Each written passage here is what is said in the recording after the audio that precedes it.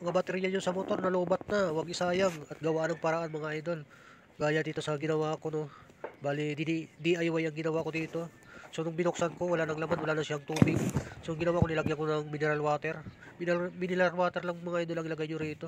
Yung isasalin nyo rito. Pupunuin nyo lang ng mineral water yan para mai-charge ulit at gagana mga idol. So fast forward na natin yung video rito, no. Lagyan lang ng mineral water bawat botas, wag lang masyadong punuin, kahit hanggang bungad lang ng botas ng baterya nyo mga idol. Ngayon boss, may tubig na siya, no? Lagyan na natin ng tubig, no? Hindi na masyadong makita dito dahil napakaliit ng butas. Ikilipat natin rito.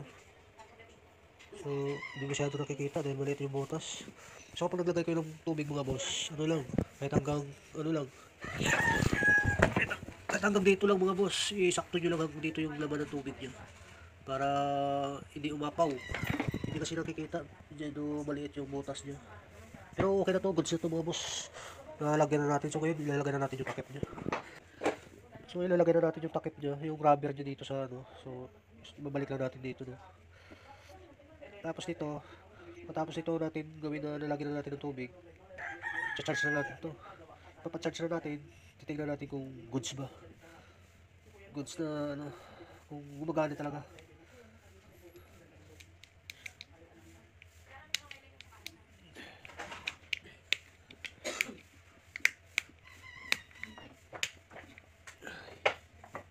So i-test na ngayon mga idol kung pwede ba yung ginawa natin.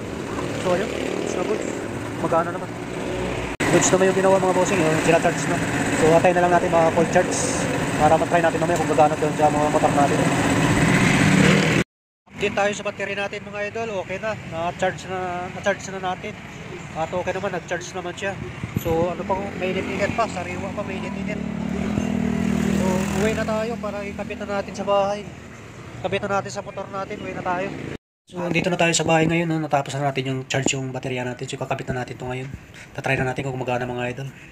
So dito na tayo sa motor natin mga boss. At kakabit na natin tong baterya natin. So nalinis na rin natin itong gilid natin dito. Tinanggal na natin mga buwangin. So kakabit na natin mga boss para masubukan na natin kung gumagana ba.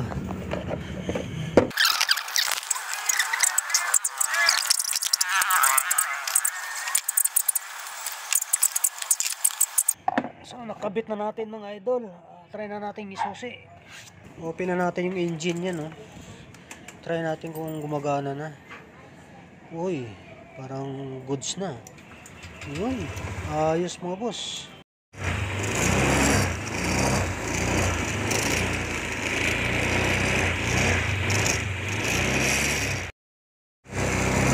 So, okay goods. Good job mga idol. Gumana yung ginawa natin, no. Uy, laglagan pa, oh. Good job mga boss, gumana. Bip bip. Good job mga boss, gumana na. So yung kulay pula na yan, ang ilaw na yan sa baterya yan. So madali lang natin tatanggalin yan mamaya. So painitin muna natin yung makina natin para goods. So yun lang yung mga idol. Basic lang, basic. Ganun lang mag-discarte ng baterya natin. Goods na. Basic lang. So nawala na rin yung ilaw niya dito kanina, no. Ang gagawin nyo lang dyan 3 beses.